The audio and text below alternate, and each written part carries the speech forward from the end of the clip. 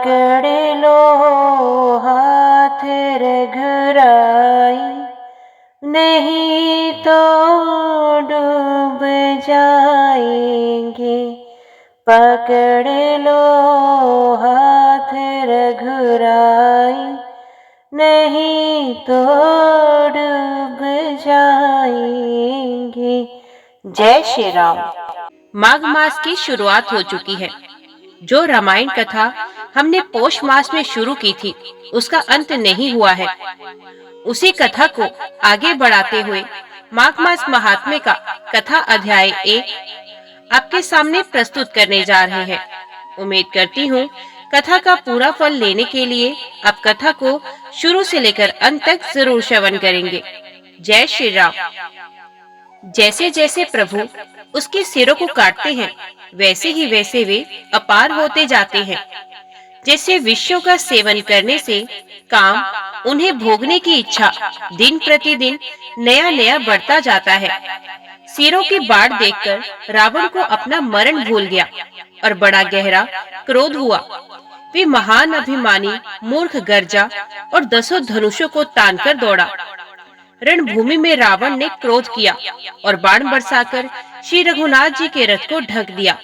एक दंड तक रथ दिखलाई न पड़ा, मानो कोहरे में सूर्य छिप गया हो।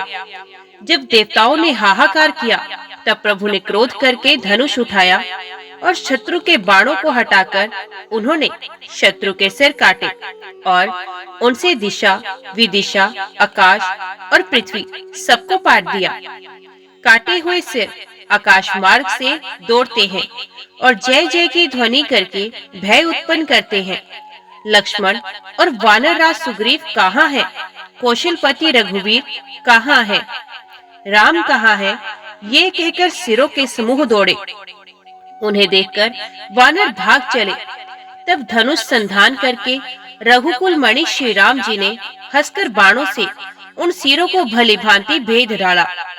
हाथों में मुंडों की मालाएं लेकर बहुत सी कालिकाएं झुंड की झुंड मिलकर इकट्ठी हुई और वे रुधिर की नदी में स्नान करके चली, मानो संग्राम रूपी वट वृक्ष की पूजा करने जा रही हो। फिर रावण ने क्रोधित होकर प्रचंड शक्ति छोड़ी। वे विभीषण के सामने ऐसे चले जैसे काल का दंड हो। अत्यंत भयानक शक्ति को आती देख और ये विचार करके मेरा प्रण शरणागत के दुख का नाश करना है, श्री राम जी ने तुरंत ही विभीषण को पीछे कर लिया और सामने होकर वे शक्ति स्वयं सह ली। शक्ति लगने से उन्हें कुछ मूर्छा हो गई। प्रभु ने तो ये लीला की, पर देवताओं को व्याकुलता हुई। प्रभु को श्रम, शारीरिक कष्ट प्राप्त हुआ। देखकर विभीषण क्रोध हो हाथ में गदा लेकर दौड़े और बोले, अरे अभागे, मूर्ख, नीच, दुर्बुद्धि, तूने देवता, मनुष्य, मुनि, नाग सभी से विरोध किया। तूने आदर सहित शिव जी को सर चढ़ाए। इसी से एक एक के बदले में करोड़ों पाए। उसी कारण से अरे दुष्ट, तू अब तक बचा है, किंतु अब काल तेरे सर पर नाच रहा है। हरे मूर्ख, तो राम विमुख होकर संपत्ति सुख चाहता है। ऐसा कहकर विभीषण ने रावण की छाती के बीचों बीच गदा मारी। बीच छाती में कठोर गदा की घोर और कठिन चोट लगते ही वे पृथ्वी पर गिर पड़ा। उसके 10 मुखों से रुधिर बहने लगा। वे अपने को फिर संभालकर क्रोध में भरा हुआ दौड़ा।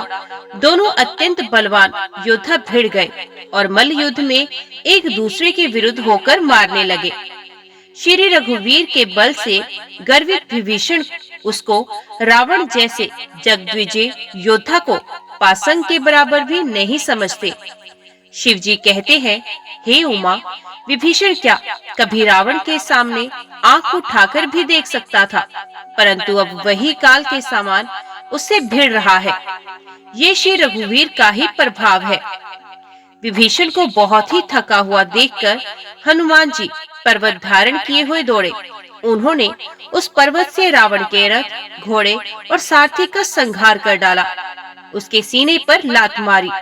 रावण खड़ा रहे, पर उसका शरीर अत्यंत कांपने लगा। विभीषण वहां गए जहां सेवकों के रक्षक श्री राम जी थे। फिर रावण ने ललकार कर हनुमान जी को मारा। वे पूंछ फैलाकर आकाश में चले गए। रावण ने पूंछ पकड़ ली। हनुमान जी उसको साथ किए ऊपर उड़े। फिर लौटकर महाबलवान हनुमान जी उससे भिड़ गए। दोनों समान योद्धा आकाश में लड़ते हुए एक दूसरे को क्रोध करके मारने लगे। दोनों बहुत से छल बल करते हुए आकाश में ऐसे शोभित हो रहे हैं मानो कज्जलगिरी और सुमेरु पर्वत लड़ रहे हो। जब बुद्धि और बल से राक्षस गिराए न गिरा, तब मारुति श्री हनुमान जी ने प्रभु को स्मरण किया।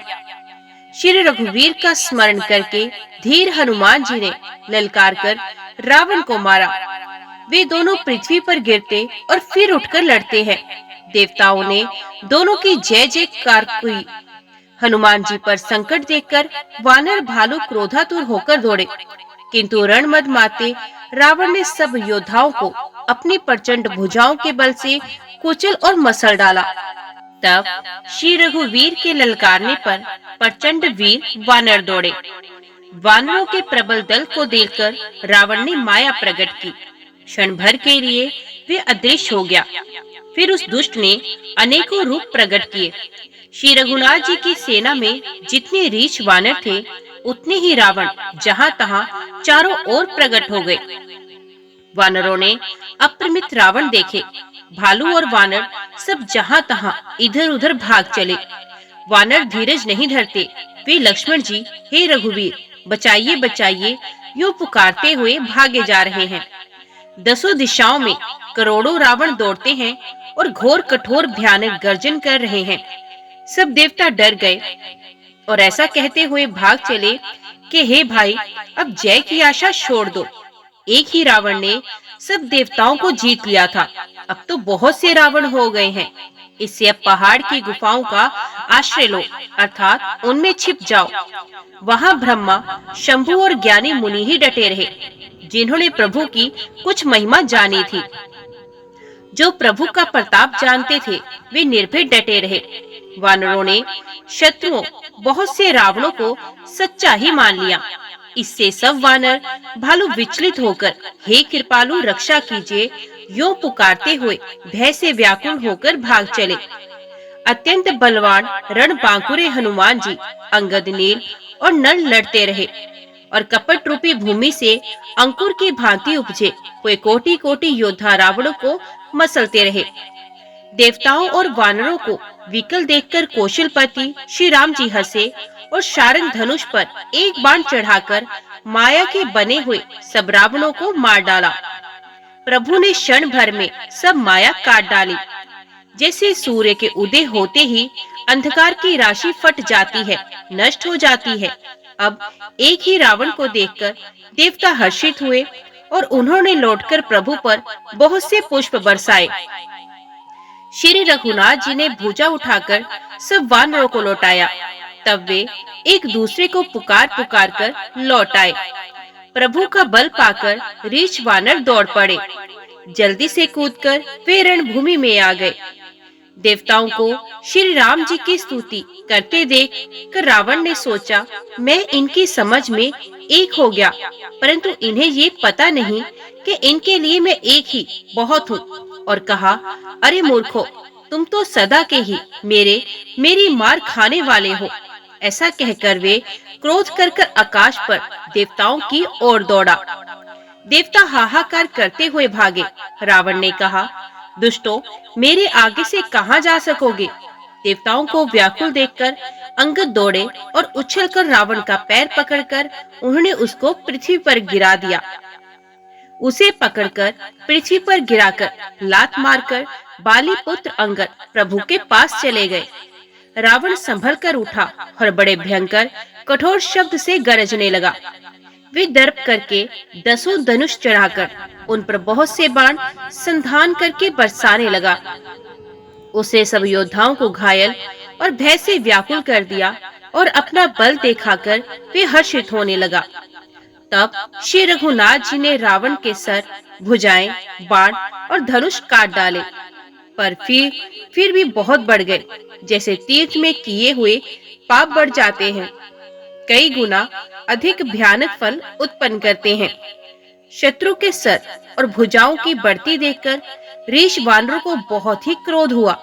ये मूर्ख भुजाओं के और सिरों के कटने पर भी नहीं मरता, ऐसा कहते हुए भालू और वानर योद्धा क्रोध करके दौड़े। बालीपुत्र अंगद, मारुति हनुमान जी, नल और नील, वानर राज सुग्रीव और द्वित आदि बलवान उस पर वृक्ष और पर्वतों का प्रहार करते हैं। वे उन्हीं पर्वतों और वृक्षों को पकड़कर वानरों को मारता है। कोई एक वानर नखों से शत्रु के शरीर को फाड़कर भाग जाते हैं, तो कोई उसे लातों से मारकर। तब नल और नील रावण के सिरों पर चढ़ गए और नखों से उसके ललाट को फाड़ने लगे। खून देखकर उसके हृदय में बड़ा दुख हुआ। उसने उनको पकड़ने के लिए हाथ फैलाए, पर वे पकड़ में नहीं आते। हाथों के ऊपर ऊपर ही फिरते हैं, मानो दो भौरे कमलों के वन में विचरण कर रहे हों। तब उसने क्रोध करके उछलकर दोनों को पकड़ लिया। पृथ्वी पर पटकते समय वे उसकी भुजाओं को मरोड़कर भाग छूटे। फिर उसने क्रोध करके हाथों में 10 धनुष लिए और वानरों को बाणों से मारकर घायल कर दिया। हनुमान जी आदि सब वानरों को मूर्छित करके और संध्या का समय पाकर रावण हर्षित हुआ। समस्त वानर वीरों को मूर्छित देखकर रणधीर जामवंत दौड़े। जामवंत के साथ जो भालू थे वे पर्वत और वृक्ष धारण किए रावण को ललकार ललकार कर मारने लगे। बलवान रावण क्रोधित हुआ और पैर पकड़ पकड़ कर वे अनेकों योद्धाओं को पृथ्वी पर पटकने लगा। जामवान ने अपने दल का विध्वंस देखकर क्रोध करके रावण की छाती में लात मारी।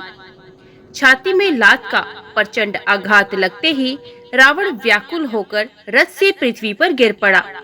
उसने 20 हाथों में भालुओं को पकड़ रखा था। ऐसा जान पड़ता था मानो रात्रि के समय भौरे कमलों में बसे हुए हों। उसे मूर्छित देखकर फिर लात मारकर वृक्षराज जामवान प्रभु के पास चले। रात्रि जानकर सारथी रावण को रथ में डालकर उसे होश में लाने का उपाय करने लगे। मूर्छा दूर होने पर सब ऋष वानर प्रभु के पास आए। उधर सब राक्षसों ने बहुत ही भयभीत होकर रावण को घेर लिया। उसी रात त्रिजटा ने सीता जी के पास जाकर उन्हें सब कथा कह सुनाई। शत्रु के सर और भुजाओं की बढ़ती का संवाद सुनकर सीता जी के हृदय में बड़ा भय हुआ। उनका मुख उदास हो गया, मन में चिंता उत्पन्न हो गई। तब सीता जी त्रिजटा से बोली, हे माता, बताती क्यों नहीं, क्या होगा? संपूर्ण विश्व को दुख देने वाला ये किस प्रकार मरेगा? श्री रघुनाथ जी के बाणों से सर कटने पर भी नहीं मरता। विधाता सारे चरित्र विपरीत ही कर रहा है। सच बात तो ये है कि मेरा दुर्भाग्य ही उसे जिला रहा है, जिसने मुझे भगवान के चरण कमलों से अलग कर दिया। जिसने कपट का झूठा स्वर्ण मृग बनाया था, वही देव अब भी मुझ पर रूठा हुआ है। जिस विधाता ने मुझसे दुस्सह दुख सहन कराए और लक्ष्मण जी को कड़वे वचन कहलवाए, जो श्री रघुनाथ जी के विरह रूपी बड़े विषैले बाणों से तक तक कर मुझे बहुत बार मारकर अब भी मार रहा है, और ऐसे दुख में भी जो मेरे प्राणों को रख रहा है, वही विधाता उस रावण को झिला रहा है, दूसरा कोई नहीं। कृपा निधान श्री राम जी की याद कर करके जानकी जी बहुत प्रकार से विलाप कर रही हैं। त्रिजटा ने कहा, हे राजकुमारी सुनो, देवताओं का शत्रु रावण हृदय में बाण लगते ही मर जाएगा, परंतु प्रभु उसके हृदय में बाण इसलिए नहीं मारते कि इसके हृदय में जानकी जी आप बसती हैं। ये वही सोचकर रह जाते हैं कि इसके हृदय में जानकी का निवास है, जानकी के हृदय में मेरा निवास है, और मेरे उदर में अनेकों भुवन है। रावण के हृदय में बाण लगते ही सब भुवनों का नाश हो जाएगा। ये वचन सुनकर सीता जी के मन में अत्यंत हर्ष और विषाद हुआ। देखकर त्रिजटा ने फिर कहा, हे राजकुमारी, महान संदेह का त्याग कर दो। अब सुनो, शत्रु इस प्रकार मरेगा। सिरों के बार बार काटे जाने से जब वे व्याकुल हो जाएगा और उसके हृदय में तुम्हारा ध्यान छूट जाएगा, तब अंतर्यामी श्री राम जी रावण के हृदय में बाण मारेंगे। ऐसा कहकर और सीता जी को बहुत प्रकार से समझाकर फिर त्रिजटा अपने घर चली गई। श्री रामचंद्र जी के स्वभाव का स्मरण करके जानकी जी को अत्यंत विरह व्यथा उत्पन्न हुई। वे रात्रि की और चंद्रमा की बहुत प्रकार से निंदा कर रही हैं और कह रही हैं, रात युग के समान बड़ी हो गई, ये बीतती ही नहीं। जानकी जी श्री राम जी के विरह में दुखी होकर मन ही मन भारी विलाप कर रही हैं। जब विरह के मारे हृदय में दारुण दाह हो गया, तब उनका बाया नेत्र और बाहु फड़क उठे।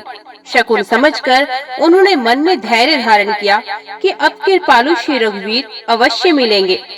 यहाँ आधी रात को रावण मूर्छा से जागा और अपने साथी पर रुष्ट होकर कहने लगा, अरे मूर्ख, तूने मुझे रणभूमि से अलग कर दिया।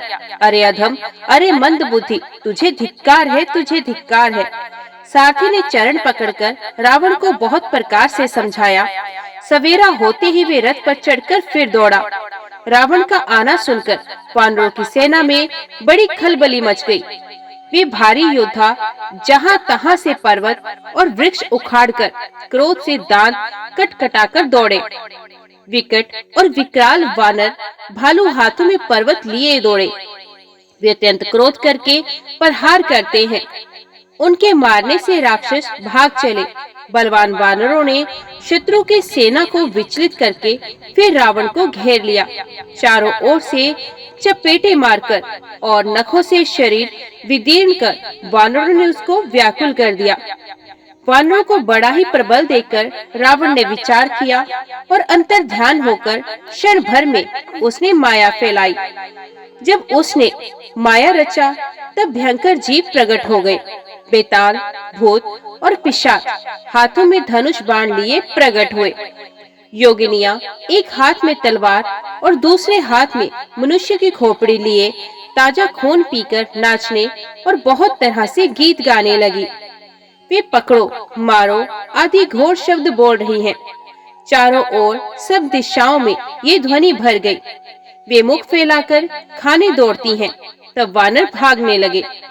वानर भागकर जहाँ भी जाते हैं वहीं आग जलती देखते हैं। वानर भालू व्याकुल हो गए। फिर रावण भालू बरसाने लगा। वानरों को जहाँ तहाँ थकित शिथिल कर रावण फिर गरजा। लक्ष्मण जी और सुग्रीव से सभी वीर अचेत हो गए। हाय राम, हाय रघुनाथ पुकारते हुए श्रेष्ठ योद्धा अपने हाथ मलते पछताते हैं। इस प्रकार सबका बल तोड़कर रावण ने फिर दूसरी माया रची। उसने बहुत से हनुमान प्रकट किए जो पत्थर लिए दौड़े। उन्होंने चारों ओर दल बनाकर श्री रामचंद्र जी को घेरा। वे पूंछ उठाकर कटकटाते हुए पुकारने लगे, मारो, पकड़ो, जाने न पावे।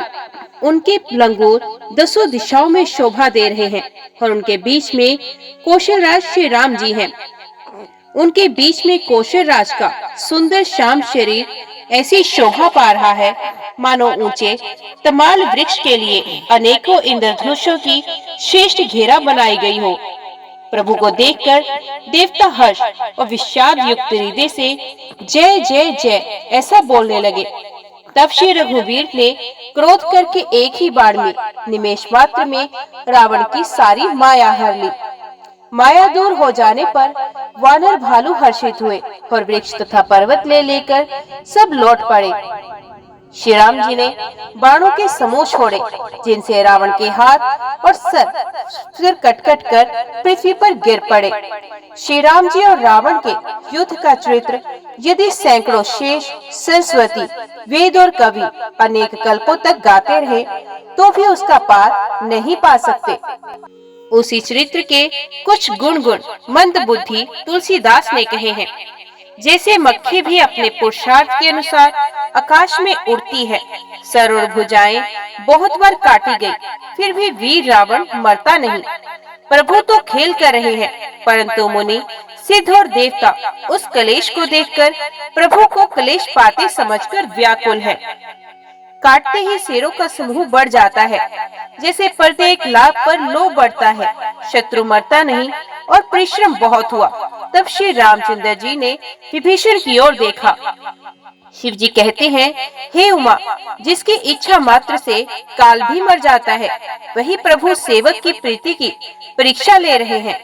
विभीषण जी ने कहा, हे सर्वज्ञ, हे चराचर के स्वामी, हे शरणागत के पालन करने वाले, हे देवता और मुनियों को सुख देने वाले, सुनिए। इसके नाभि कुंड में अमृत का निवास है। हे नाथ, रावण उसी के बल पर जीता है। विभीषण के वचन सुनते ही कृपालु श्री रघुनाथ जी ने हर्षित होकर हाथ में विकराल बाण लिए। उस समय नाना प्रकार के अपशगुन होने लगे। बहुत से गधे, सियार और कुत्ते रोने लगे। जगत के दुख को सूचित करने के लिए पक्षी बोलने लगे। आकाश में जहाँ तहाँ केतु, पुच्छल तारे प्रकट हो गए। दसों दिशाओं में अत्यंत दाह होने लगा, आग लगने लगी। बिना ही पर्व योग के सूर्य ग्रहण होने लगा। मंदोदरी का हृदय बहुत कांपने लगा। मूर्तियां नेत्र मार्ग से जल बहाने लगी। मूर्तियां रोने लगी। आकाश से वज्रपात होने लगे। अत्यंत प्रचंड वायु बहने लगी। पृथ्वी हिलने लगी। बादल रक्त, बाल और धूल की वर्षा करने लगे। इस प्रकार इतने अधिक अमंगल होने लगे कि उनको कौन कह सकता है। अप्रमित उत्पात देखकर आकाश में देवता व्याकुल होकर जय जय पुकार उठे। देवताओं को भयभीत जानकर कृपालु श्री रघुनाथ जी धनुष पर बाण संधान करने लगे। कानों तक धनुष को खींचकर श्री रघुनाथ जी ने 31 बाण छोड़े। वे श्री रामचंद्र जी के बाण ऐसे चले मानो काल सर्प हो। एक बाण ने नाभि के अमृत कुंड को सोख लिया। दूसरे 30 बाण कोप करके उसके सिरों और भुजाओं में लगे। बाण सिरों और भुजाओं को लेकर चले। सिरों और भुजाओं से रहित रुंड पृथ्वी पर नाचने लगा। धड़ प्रचंड वेग से दौड़ता है, जिसे धरती धंसने लगी। तब प्रभु ने बाण मारकर उसके 2 टुकड़े कर दिए। मरते समय रावण बड़े घोर शब्द से गरज कर बोला, राम कहाँ है? मैं ललकार कर उनको युद्ध में मारूं। रावण के गिरते ही पृथ्वी हिल गई। समुद्र, नदियां, दिशाओं के हाथी और पर्वत शुरवत हो गए। रावण धड़ के दोनों टुकड़े को फैलाकर भालू और वानरों के समुदाय को दबाता हुआ पृथ्वी पर गिर पड़ा। रावण की भुजाओं और सिरों को मंदोदरी के सामने रखकर रामबाण वहां चले जहां जगदीश्वर श्री राम जी थे। सब बाण जाकर तर्कस में प्रवेश कर गए। ये देखकर देवताओं ने नगाड़े बजाए। रावण का तेज प्रभु के मुख में समा गया। ये देखकर शिवजी और ब्रह्मा जी हर्षित हुए। ब्रह्मांड भर में जय जय की ध्वनि भर गई। प्रबल भुजदंडों वाले श्री रघुवीर की जय हो। देवता और मुनियों के समूह फूल बरसाते हैं और कहते हैं, कृपालु की जय हो, मुकुंद की जय हो, जय हो, जय हो। हे कृपा के कंद, हे मोक्षदाता मुकुंद, हे राग द्वेष हर्ष शोक जन्म मृत्यु आदि द्वंद्वों के हरने वाले, हे शरणागत को सुख देने वाले प्रभु, हे दुष्ट दल को विदीर्ण करने वाले, हे कारणों के भी परम कारण, हे सदा करुणा करने वाले, हे सर्व व्यापक विभो, आपकी जय हो। देवता हर्ष में भरे हुए पुष्प बरसाते हैं। घमाघम नगाड़े बज रहे हैं। रणभूमि में श्री रामचंद्र जी के अंगों ने बहुत से कामदेवों की शोभा प्राप्त की। सर पर जटाओं का मुकुट है, जिसके बीच में अत्यंत मनोहर पुष्प शोभा दे रहे हैं। मानो नीले पर्वत पर बिजली के समूह सहित नक्षत्र सुशोभित हो रहे हों। श्री राम जी अपने भुजदंडों से बाण और धनुष फिरा रहे हैं। शरीर पर रुधिर के कण अत्यंत सुंदर लगते हैं।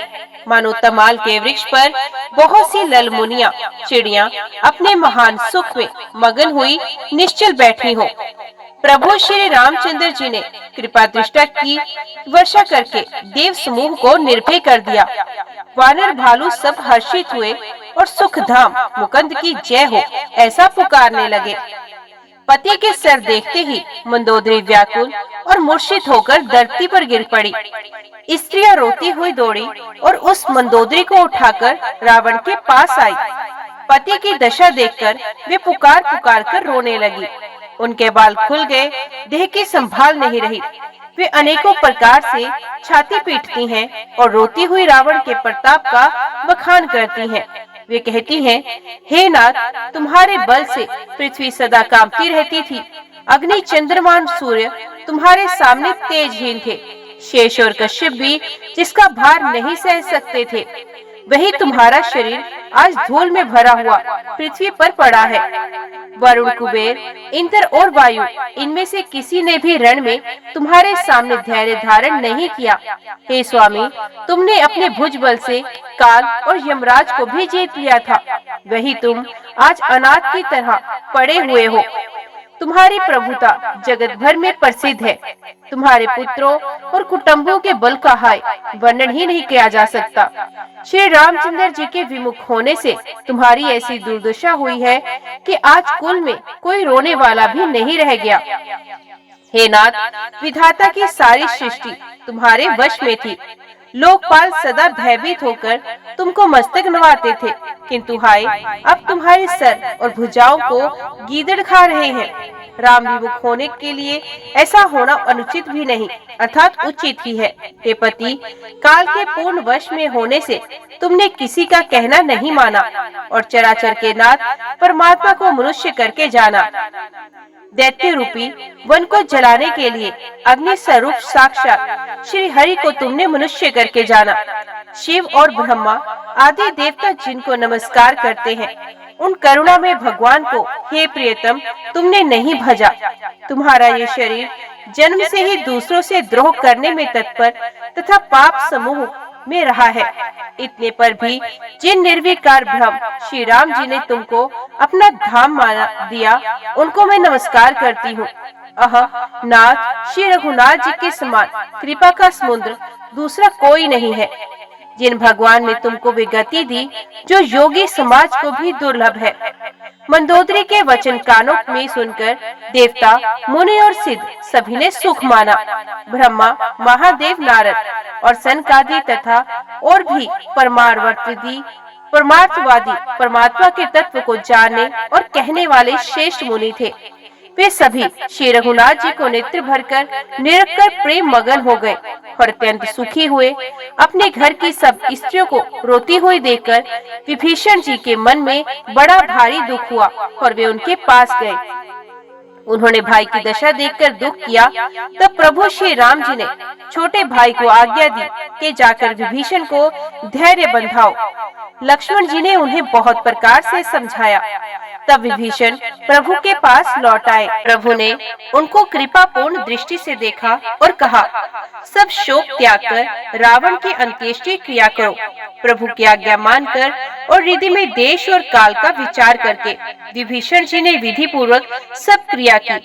मंदोदरी आदि सब स्त्रियां उसे रावण को तिलांजलि देकर मन में श्री रघुनाथ जी के गुणों समूहों का वर्णन करती हुई महल को गई। सब क्रियाकर्म करने के बाद विभीषण ने आकर पुण्य सिर नवाया। तब कृपा के समुद्र श्री राम जी ने छोटे भाई लक्ष्मण जी को बुलाया। श्री रघुनाथ जी ने कहा कि तुम वानर राज सुग्रीव, अंगद, नल और नील, जामवान और मारुति सब नितिन पूर्ण लोग मिलकर विभीषण के साथ जाओ और उन्हें राज तिलक कर दो। पिताजी के वचनों के कारण मैं नगर में नहीं आ सकता, पर अपने ही समान वानर और छोटे भाई को भेजता हूँ। प्रभु के वचन सुनकर वानर तुरंत चले और उन्होंने जाकर राज तिलक की सारी व्यवस्था की। आदर के साथ विभीषण को सिंहासन पर बैठाकर राज तिलक किया और स्तुति की। सभी ने हाथ जोड़कर उनको सर नवाए। तदंतर विभीषण जी सहित सब प्रभु के पास आए। तब श्री रघुवीर ने वानरों को बुला लिया और प्रिय वचन कहकर सबको सुखी किया। भगवान ने अमृत के समान ये वाणी कहकर सबको सुखी किया कि तुम्हारे ही बल से ये प्रबल शत्रु मारा गया है और विभीषण ने राज्य पाया है। इसके कारण तुम्हारा यश तीनों लोकों में नित्य नया बना रहेगा। जो लोग मेरे सहित तुम्हारी शुभ कीर्ति को परम प्रेम के साथ गाएंगे, वे बिना ही परिश्रम इस अपार संसार का पार पा जाएंगे। प्रभु के वचन कानों से सुनकर वानर समूह तृप्त नहीं होते। वे सब बार बार सर नवाते हैं और चरण कमलों को पकड़ते हैं। फिर प्रभु ने हनुमान जी को बुला लिया। भगवान ने कहा, तुम लंका जाओ, जानकी को सब समाचार सुनाओ और उसका कुशल समाचार देकर तुम चले आओ। तब हनुमान जी नगर में आए। ये सुनकर राक्षस राक्षसी उनके सत्कार के लिए दौड़े। उन्होंने बहुत प्रकार से हनुमान जी की पूजा की और फिर जानकी जी को दिखला दिया। हनुमान जी ने सीता जी को दूर से ही प्रणाम किया। जानकी जी ने पहचान लिया कि वही श्री रघुनाथ जी का दूत है और पूछा, हे तात, कहो कृपा के धाम मेरे प्रभु, छोटे भाई और वानरों की सेना सहित कुशल से तो है ना? हनुमान जी ने कहा, हे माता, कौशलपति श्री राम जी सब प्रकार से सकुशल हैं। उन्होंने संग्राम में 10 सिर वाले रावण को जीत लिया है और विभीषण ने अचल राज्य प्राप्त किया है। हनुमान जी के वचन सुनकर सीता जी के हृदय में हर्ष छा गया। फिर जानकी जी के हृदय में अत्यंत हर्ष हुआ। उनका शरीर पुलकित हो गया और नेत्रों में आनंद अश्रु का जल छा गया। वे बार बार कहती हैं, हे हनुमान, मैं तुझे क्या दूं? इस वाणी, इस समाचार के समान तीनों लोकों में और कुछ भी नहीं। हनुमान जी ने कहा, हे माता सुनिए, मैंने आज निस्संदेह सारे जगत का राज्य पा लिया। जो मैं रण में शत्रु को जीतकर भाई सहित निर्विकार श्री राम जी को देख रहा हूँ। जानकी जी ने कहा, हे पुत्र सुनो, समस्त सद्गुण तेरे हृदय में बसे हैं और हे हनुमान, शेष लक्ष्मण जी सहित कौशल्या पति प्रभु सदा तुझ पर प्रसन्न हो। हे तात, अब तुम वही उपाय करो जिससे मैं इन नेत्रों से प्रभु के कोमल श्याम शरीर के दर्शन करूं। तब श्री रामचंद्र जी के पास जाकर हनुमान जी ने जानकी जी का कुशल समाचार सुनाया। सूर्य कुल भूषण श्री राम जी ने संदेश सुनकर युवराज अंगद और विभीषण को बुला लिया और कहा, पवन पुत्र हनुमान के साथ जाओ और जानकी जी को आदर के साथ ले आओ। वे सब तुरंत ही वहां गए जहां सीता जी थी। सबकी सब राक्षसियां नम्रता पूर्वक उनकी सेवा कर रही थी। विभीषण जी ने शीघ्र ही उन लोगों को समझा दिया। उन्होंने बहुत प्रकार से सीता जी को स्नान कराया, बहुत प्रकार के गहने पहनाए और फिर वे एक सुंदर पालकी सजाकर ले आए। सीता जी प्रसन्न होकर सुख के धाम प्रियतम श्री राम जी का स्मरण करके उस पर हर्ष के साथ चढ़ी। चारों ओर हाथों में छड़ी लिए रक्षक चले। सबके मनों में परम उल्लास उमंग है। ऋष वानर सब दर्शन करने के लिए आए। तब रक्षक क्रोध करके उनको रोकने दौड़े। श्री रघुवीर ने कहा, हे मित्र, मेरा कहना मानो और सीता को पैदल ले आओ, जिससे वानर उसको माता की तरह देखे। गोसाई श्री राम जी ने हंसकर ऐसा कहा। प्रभु के वचन सुनकर ऋष वानर हर्षित हो गए। आकाश से देवताओं ने बहुत से फूल बरसाए। सीता जी के असली स्वरूप को पहले अग्नि में रखा था, अब भीतर के साक्षी भगवान उनको प्रकट करना चाहते थे। इसी कारण करुणा के भंडार श्री राम जी ने लीला से कुछ कड़े वचन कहे, जिन्हें सुनकर सब राक्षसियां विषाद करने लगी। प्रभु के वचनों को सर चढ़ाकर मन, वचन और क्रम से पवित्र श्री सीता जी बोली, हे लक्ष्मण, तुम मेरे धर्म के नेगी, धर्माचरण में सहायक बनो और तुरंत आग तैयार करो। श्री सीता जी के विरह, विवेक, धर्म और नीति से सनी हुई वाणी सुनकर लक्ष्मण जी के नेत्रों में विषाद के आंसुओं का जल भर आया। वे हाथ जोड़े खड़े रहे। वे भी प्रभु से कुछ कह नहीं सकते थे। फिर श्री राम जी का रुख देखकर लक्ष्मण जी दौड़े और आग तैयार करके बहुत सी लकड़ी ले आए। अग्नि को खूब बड़ी हुई देखकर जानकी जी ने हृदय में हर्ष हुआ। उन्हें भय कुछ भी नहीं हुआ।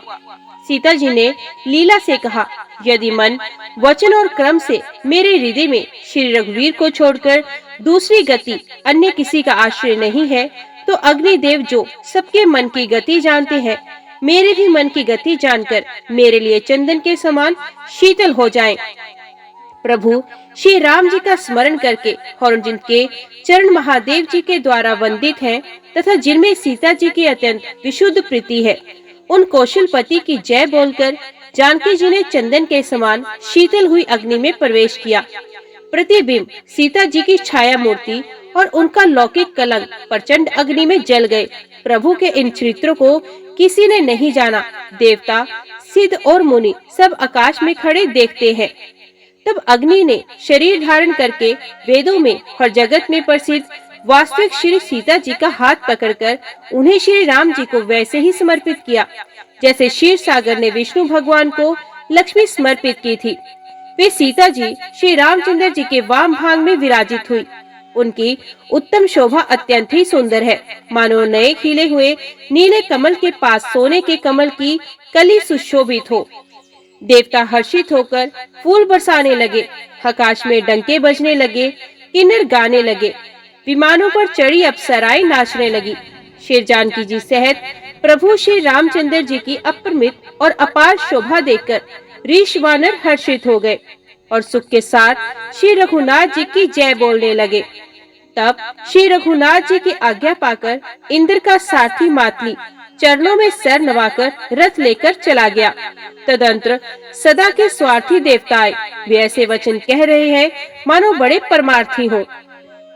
हे दीन बंधु, हे दयालु रघुराज, हे परमदेव, आपने देवताओं पर बड़ी दया की। विश्व के द्रोह में तत्पर ये दुष्ट कामी और कुमार पर चलने वाला रावण अपने ही पाप से नष्ट हो गया। आप समरूप ब्रह्म अविनाशी, नित्य, एक रस, स्वभाव से ही उदासीन, शत्रु मित्र भाव रहित, अखंड, निर्गुण, माइक गुणों से रहित, अजन्मे, निष्पाप, निर्विकार, अजय, अमोघ शक्ति, जिनकी शक्ति कभी व्यर्थ नहीं जाती और दया में है। आपने ही मत्स्य, कश्यप, वराह, नरसिंह, वामन और परशुराम के शरीर धारण किए। हे नाथ, जब जब देवताओं ने दुख पाया तब तब अनेकों शरीर धारण करके आपने ही उनका दुख का नाश किया। ये दुष्ट मलिन हृदय देवताओं का नित्य शत्रु, काम, लोभ और मद के प्रायण तथा अत्यंत क्रोधी था। ऐसे अधमों के शिरोमणि ने भी आपका परम पद पा लिया। इस बात का हमारे मन में आश्चर्य हुआ। हम देवता श्रेष्ठ अधिकारी होकर भी सर्वार्थ प्रायण हो आपकी भक्ति को भुलाकर निरंतर भव सागर के प्रवाह जन्म मृत्यु के चक्कर में पड़े हैं। अब हे प्रभु, हम आपके शरण में आ गए हैं, हमारी रक्षा कीजिए। विनती करके देवता और सिद्ध सब जहाँ के तहाँ हाथ जोड़े खड़े रहे। तब अत्यंत प्रेम से पुलकित शरीर होकर ब्रह्मा जी स्तुति करने लगे। हे नित्य सुखधाम और दुखों को हरने वाले हरि, हे धनुष बाण धारण किए हुए रघुनाथ जी, आपकी जय हो। हे प्रभु, आप भव जन्म मरण रूपी हाथों को विदीर्ण करने के लिए सिंह के समान है। हे नाथ, हे सर्वव्यापक, आप गुणों के समुद्र और परम चतुर हैं। आपके शरीर की अनेकों कामदेवों के समान परम अनुपम छवि है। सिद्ध मनुष्यर और कवि आपके गुण गाते हैं। आपका यश पवित्र है। आपने रावण रूपी महासर्प को गरुड़ की तरह क्रोध करके पकड़ लिया। हे प्रभु, आप सेवकों को आनंद देने वाले, शोक और भय का नाश करने वाले, सदा क्रोध रहित और नित्य ज्ञान स्वरूप है। आपका अवतार श्रेष्ठ, अपार दिव्य गुणों वाला, पृथ्वी का भार उतारने वाला और ज्ञान का समूह है। किंतु अवतार लेने पर भी आप नित्य, अजन्मा, व्यापक, एक अद्वितीय और अनादि है। हे करुणा की खान श्री राम जी, मैं आपको बड़े ही हर्ष के साथ नमस्कार करता हूँ। हे रघुकुल के आभूषण, हे दूषण राक्षस को मारने वाले तथा समस्त दोषों को हरने वाले। विभीषण दीन था, उसे आपने लंका का राजा बना दिया। हे गुण और ज्ञान के भंडार, हे मान रहित, हे अजन्मा, व्यापक और माइक विकारों से रहित श्री राम, मैं आपको नित्य नमस्कार करता हूँ। आपके भुजदंडों का प्रताप और बल प्रचंड है। दुष्ट समूह के नाश करने में आप परम निपुण हैं। हे बिना ही कारण दीनों पर दया तथा उनका हित करने वाले और शोभा के धाम, मैं श्री जानकी जी सहित आपको नमस्कार करता हूँ। अभव सागर से तारने वाले हैं, कारण रूपा प्रकृति और कार्य रूप जगत दोनों से परे हैं और मन से उत्पन्न होने वाले कठिन दोषों को हरने वाले हैं। आप मनोहर बाण, धनुष और तरकस धारण करने वाले हैं। लाल कमल के समान रक्त वर्ण आपके नेत्र हैं। आप राजाओं में श्रेष्ठ, सुख के मंदिर, सुंदर, श्री लक्ष्मी जी के वल्लभ तथा मद, अहंकार, काम और झूठी ममता के नाश करने वाले हैं। आप अनिंद्य या दोष रहित हैं, अखंड है, इंद्रियों के विषय नहीं है, सदा सर्व रूप होते हुए भी हव्य सब कभी हुए ही नहीं, ऐसा वेद कहते हैं। ये कोई दंत कथा, कोरी कल्पना नहीं है। जैसे सूर्य और सूर्य का प्रकाश अलग अलग है और अलग नहीं भी है, वैसे ही आप भी संसार में भिन्नता तथा अभिन्न दोनों ही है। हे व्यापक प्रभु, ये सब वानर कृतार्थ रूप हैं, जो आदर पूर्वक ये आपका मुख देख पा रहे हैं। और हे हरि, हमारे अमर जीवन और देव दिव्य शरीर को धिक्कार है, जो हम आपकी भक्ति से रहित हुए संसार में सांसारिक विश्व में भूले पड़े हैं। हे दीन दयालु, अब दया कीजिए और मेरी उस विभेद उत्पन्न करने वाली बुद्धि को हर लीजिए, जिससे मैं विपरीत कर्म करता हूँ और जो दुख है उसे सुख मानकर आनंद से विचरता हूँ। आप दुष्टों का खंडन करने वाले और पृथ्वी के रमणीय आभूषण हैं। आपके चरण कमल श्री शिव पार्वती द्वारा सेवित है। हे राजाओं के महाराज, मुझे ये वरदान दीजिए कि आपके चरण कमलों में सदा मेरा कल्याणदायक अनन्य प्रेम हो। जय श्री राम। आज की वीडियो में इतना ही। उम्मीद करती हूँ वीडियो आपको पसंद आई होगी। वीडियो पसंद आई हो तो वीडियो को लाइक और चैनल को सब्सक्राइब जरूर कीजिएगा। जय श्री राम लिखकर कमेंट बॉक्स में अपनी हाजिरी और अपने सुझाव देना ना भूलेगा। तो मिलते हैं अगली कथा अगले अध्याय के साथ। तब तक के लिए देखते व सुनते रहिए। जय मां कंजक, जय माता दी।